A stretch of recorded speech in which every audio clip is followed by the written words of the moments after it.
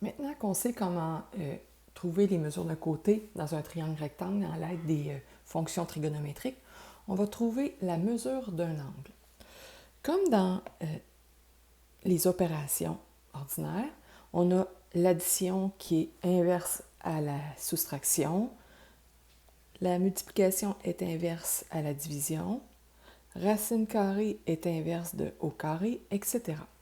Mais il y a aussi des opérations inverses ou des fonctions inverses en trigonométrie.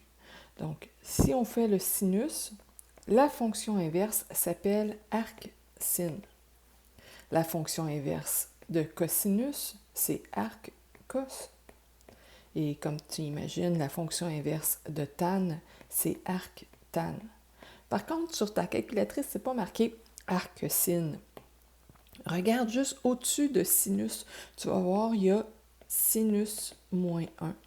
Il y a cosinus moins 1 au-dessus de cos et tan moins 1.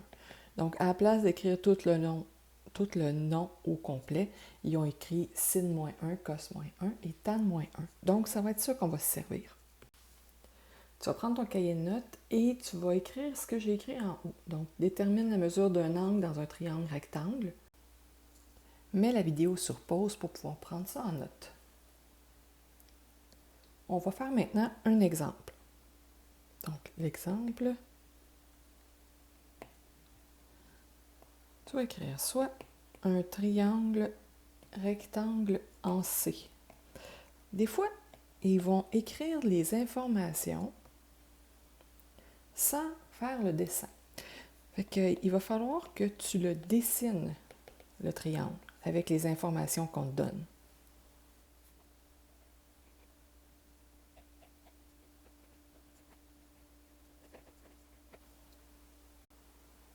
Donc, tu commences toujours par dessiner un triangle rectangle. La mesure des côtés, c'est pas vraiment important. Ici, on te dit que le triangle est rectangle en C. Ce que ça veut dire que le sommet C, c'est un angle de 90 degrés.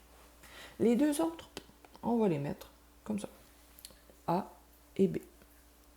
On sait que la mesure de BC est 28. Donc, je vais aller écrire sur mon triangle 28 cm. Et la mesure de AC est 45. Donc, AC est 45 cm. La question, c'est détermine l'angle B. C'est cet angle-là qu'on cherche. Si je regarde ce que j'ai par rapport à l'angle B, donc l'angle B est ici. Je connais le côté qui est adjacent, le 28 cm, et le côté qui est opposé. Parce qu'on sait que ce côté-là, c'est l'hypoténuse, celui en face de l'angle de 90 degrés. Quelle formule qu'on utilise? Bien, c'est la formule de la tangente. Donc, tan de θ est égal à opposé sur adjacent. Tu aurais pu l'écrire aussi où est-ce qu'il y a les petites lignes. Je vais continuer. La tangente, là maintenant, ce que je cherche, c'est B. Donc, je vais remplacer θ par B. Est égal au côté opposé qui est 45 sur adjacent qui est 28. Et c'est là que la fonction inverse va venir jouer là. La mesure de l'angle B va être quoi? La mesure de l'angle B va être, il faut que je fasse l'opération inverse. Donc, tan moins 1 à 45 sur 28. Donc, pour avoir juste B tout seul, je dois faire tan moins 1. Là, si tu as remarqué, j'ai marqué M pour mesure et le petit symbole d'angle. Juste parce que juste B tout seul, ça ne veut pas rien dire. Maintenant, je fais sur ma calculatrice, deuxième fonction, tan. Je mets entre parenthèses 45 divisé par 28. Ça va me donner environ 58,10 92 degrés. N'oublie pas d'avoir ta calculatrice en degrés. C'est l'erreur la plus fréquente qu'on voit. Voilà. Je vais faire un autre exemple. Mais tu n'es pas obligé de le prendre en note. Si tu as compris, tu peux commencer à travailler. Ici, la question sera, quelle est la mesure de l'angle A? Donc, ce que je regarde, c'est que c'est un triangle rectangle, première des choses. Le côté que j'ai, c'est le côté adjacent et j'ai aussi l'hypoténuse. Donc, j'ai côté adjacent puis l'hypoténuse à mon angle. Quelle formule qu'on va utiliser? C'est la formule du cosinus. Donc, cosinus de θ, c'est adjacent sur hypoténuse. Je vais remplir ce que je connais à l'intérieur. Donc, cosinus de θ est égal à 32 sur 34,05. Oups, j'aurais pu marquer tout de suite le cosinus de A. Ensuite, la mesure de l'angle A.